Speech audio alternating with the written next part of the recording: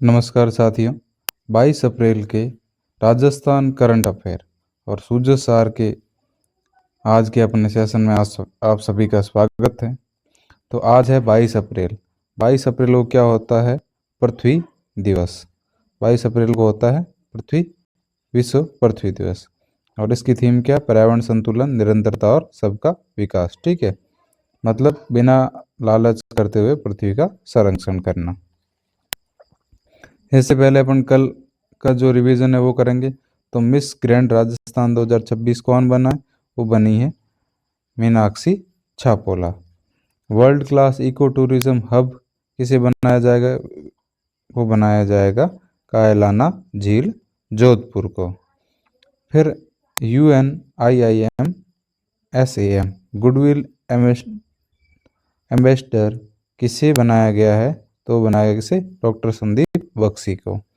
और अकादमिक MOU हुए हैं, वो किसके बीच हुए हैं? एक दो हरिदेव जोशी पत्रकारिता विश्वविद्यालय और दूसरा हुआ है महाराजा सूरजमल ब्रज विश्वविद्यालय के बीच में। ठीक है, अब राजस्थान पेट्रो जोन कहाँ बन रहा है? पेट्रो जोन बन रहा है बालोतरा के अंदर। और ये किसके बीच में त्रिपक्षीय समझौता है? ये एक तो HPCL रेफाइनरी के बीच में, दूसरा उद्योग और वाणिज्य विभाग के बीच में, और तीसरा है कुछ औद्योगिक इकाइयां, इनके बीच MOU हुआ है पेट्रो जोन को लेकर। अब आज का सवाल है आपका कि रक्षा तकनीकी व आत्मनिर्भर भारत को बढ़ावा देने के लिए भारतीय सेना की सप्त शक्ति कमांड ने किसके साथ समझौता किया है? तो समझौता किसके साथ में किया है? बिट्स पिलानी के साथ में समझौता किया है। बिट्स पिलानी कहाँ पे है? बिट्स पिलानी आपके झुंझुनू में है। भारत उद्देश्य क्या है? उद्देश्य है आधुनिक युद्ध की चुनौतियों का समाधान और नई तकनीक का विकास, सेना को रिसर्च, शैक्षणिक कार्यक्रम और ट्रेनिंग सपोर्ट देने के लिए जो सेना की सप्त शक्ति कमांड है उसने बिट्स पिलानी के साथ में MOU साइन किया है। और जल क्षेत्र के लिए राजस्थान सरकार ने किसके बीच MOU किया है? तो ऑस्ट्रेलिया के बीच में अभी MOU हुआ है। ठीक है, और अकादमिक के लिए किसके लिए? ब्रज यूनिवर्सिटी और हरिदेव जोशी पत्रकारिता विश्वविद्यालय के बीच में। ठीक है, अब बात करते हैं खेल जगत के दो सितारे हैं, वो है एक है आर्यन नेहरा। आर्यन नेहरा कहाँ के हैं? सीकर के। और इन्होंने क्या किया है? इंटरनेशनल बर्लिन ओपन 2026 कहाँ पे हुआ था? जर्मनी में। और इन्होंने कितने? 800 मीटर में क्या जीता? कांस्य पदक जीता। किसमें? फ्री स्टाइल तैराकी के अंदर। आर्यन नेहरा कहाँ के हैं? आर्यन नेहरा हैं सीकर के। क्या जीता? तैराकी में 800 मीटर में कांस्य पदक। कहाँ पे? इंटरनेशनल बर्लिन ओपन 2026 में। अब है रीवा अरोड़ा, कहाँ की है? जयपुर की। प्रतियोगिता का नाम क्या? लिटिल अंडमान प्रो 2026 सर्किंग प्रतियोगिता हुई थी, जिसके अंदर इन्होंने कांस्य पदक जीता 5.23 स्कोर के साथ में। अब है 37वें अंतर्राष्ट्रीय प्रशिक्षण कार्यक्रम के संबंध में सत्य कथन बताइए। आयोजन कहाँ? 18 अप्रैल 2026 को राजस्थान विधानसभा में। विषय क्या है? कृषि विषय नहीं था, विषय था इंटरनेशनल लेजिस्लेटिव ड्राफ्टिंग, मतलब कानूनों का निर्माण और विधायी मसौदा है उनके लिए। अब किसने? एक तो विदेश मंत्रालय, दूसरा भारतीय तकनीकी एवं आर्थिक सहयोग योजना के। आयोजक लोकसभा का सचिवालय और parliamentary research and training institute ने। उद्देश्य क्या है? विभिन्न देशों के प्रतिभागी थे, उनको कानून निर्माण और ड्राफ्टिंग का प्रशिक्षण देना था। ठीक है, राज्य की पहली हाइड्रोजन गैस लैब कहाँ बनेगी? राजस्थान विश्वविद्यालय जयपुर में। राज्य की पहली यूनिवर्सिटी भी है ये, लागत कितनी आएगी? 10 करोड़ रुपए की लागत आएगी। उद्देश्य क्या है? स्वच्छ ऊर्जा और भविष्य के ईंधन का शोध करना। ठीक है। और अपन लाए थे राजस्थान हाइड्रोजन नीति 2023, जिसके तहत अपनी कितनी क्षमता विकसित करनी थी अपने को? 2000 के PTA। ठीक है। और IIT जोधपुर में उत्तर भारत का पहला ग्रीन हाइड्रोजन हब भी बनेगा।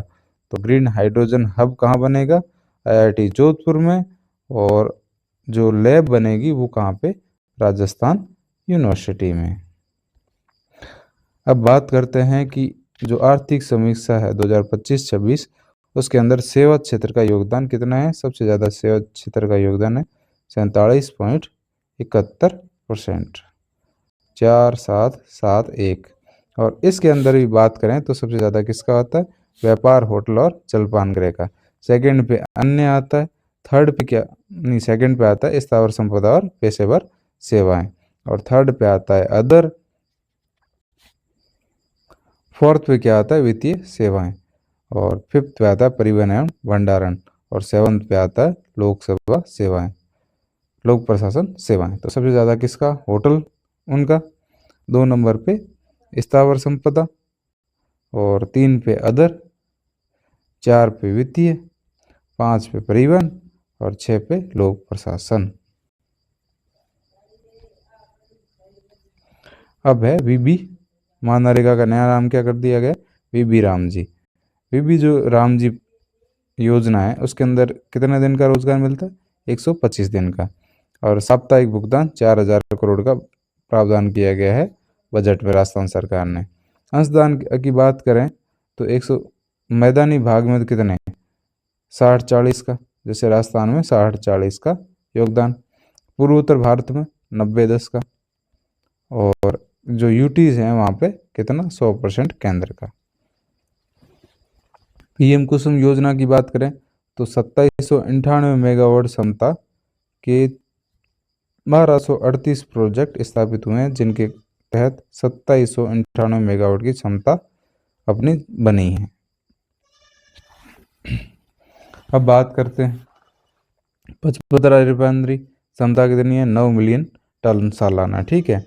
टोटल इसमें लागत कितनी थी? 7,79,450 करोड़ की लागत थी। और 79,450 करोड़ के साथ अब और जुड़ गए, क्योंकि इसके अंदर जो मेन यूनिट थी इसमें आग लग गई थी, तो अब कुछ 4-5 हज़ार करोड़ का और खर्चा आ जाएगा। हिंदुस्तान जिंक में 41 इलेक्ट्रिक बसों की, हिंदुस्तान जिंक जो है उन्होंने राजस्थान में 31 इलेक्ट्रिक बसों की शुरुआत की है। और हिंदुस्तान फिर है जयपुर एयरपोर्ट ने real time traffic monitoring system लागू करने वाला पहला एयरपोर्ट बना। जयपुर एयरपोर्ट है वो real time traffic monitoring system के साथ लागू करने वाला पहला एयरपोर्ट बन गया। फरवरी 2026 में मोदी द्वारा जयपुर बांदीकुई एक्सप्रेसवे का लोकार्पण किया गया। जोहर श्रद्धांजलि 2026 कार्यक्रम कहाँ था? चित्तौड़गढ़ में समारोह था। मुख्य अतिथि कौन बने थे? यूपी में योगी आदित्यनाथ। अब सूजिस के अंदर क्या है? राजमाता कार्यक्रम। राज्य स्तर पर जयपुर में centre for excellence in mental health स्थापित किया जाएगा।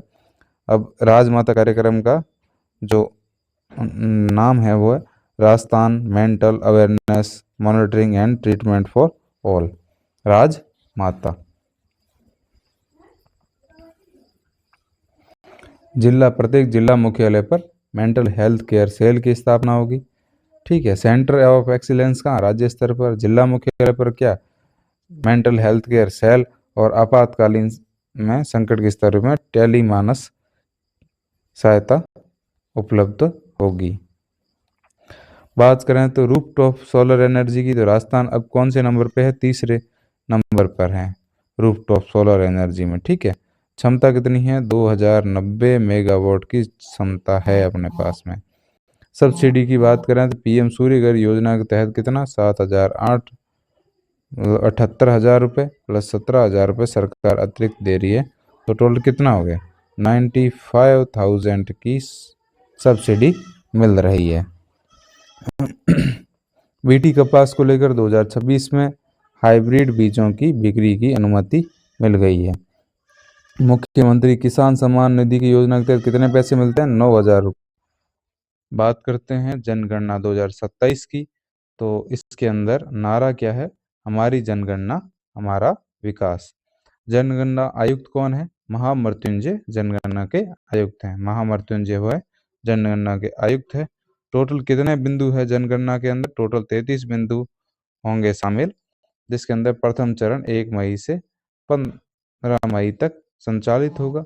दूसरा चरण है जो मकान सूचीकरण का है वो 16 मई से 14 जून तक 14 जून 2027 तक होगा। अब बात करते हैं केवलादेव राष्ट्रीय अभियान का। तो केवलादेव जो पक्षी अभियान राष्ट्रीय अभियान बनने से पहले 1956 में से पक्षी अभियान बनाया गया। 1971 में से संरक्षित क्षेत्र का दर्जा दिया गया। 1981 में से राष्ट्रीय उद्यान और रामसर साइट का दर्जा मिल गया था और 1985 में विश्व विरासत सूची में शामिल कर लिया गया था। पहले तो 1965 में पक्षी अभयारण्य, फिर 1971 में संरक्षित क्षेत्र, 1981 में क्या? एक तो नेशनल पार्क बना और दूसरा रामसर साइट का दर्जा मिल गया और 1985 में विश्व विरासत सूची का दर्जा मिल गया। अब बात करें देश में कैल्साइट उत्पादन में राजस्थान का कितना योगदान है? तो राजस्थान का कितना योगदान है? 50% योगदान है कैल्साइट उत्पादन में।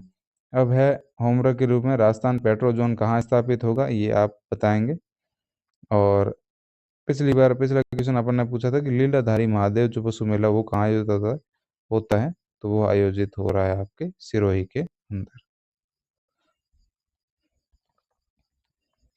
अब नेक्स्ट क्वेश्चन आप खुद बताएंगे कि राष्ट्रीय बीजीय मसाला अनुसंधान संस्थान कहाँ पर है और इसकी स्थापना कब हुई? तुंगा का युद्ध किनके मध्य हुआ? बगरू का युद्ध किनके मध्य हुआ? हुडा सम्मेलन कहाँ हुआ? कौन शामिल था और इसमें असफल क्यों रहा? औरंगजेब की मृत्यु के साथ आरोही क्रम में व्यवस्थित करें। क्या ऐतिहासिक घटनाएं थी उनको व्यवस्थित करने में आपको शामिल करना है। धन्यवाद। आज की क्लास इतनी, मिलते हैं अगले वीडियो में।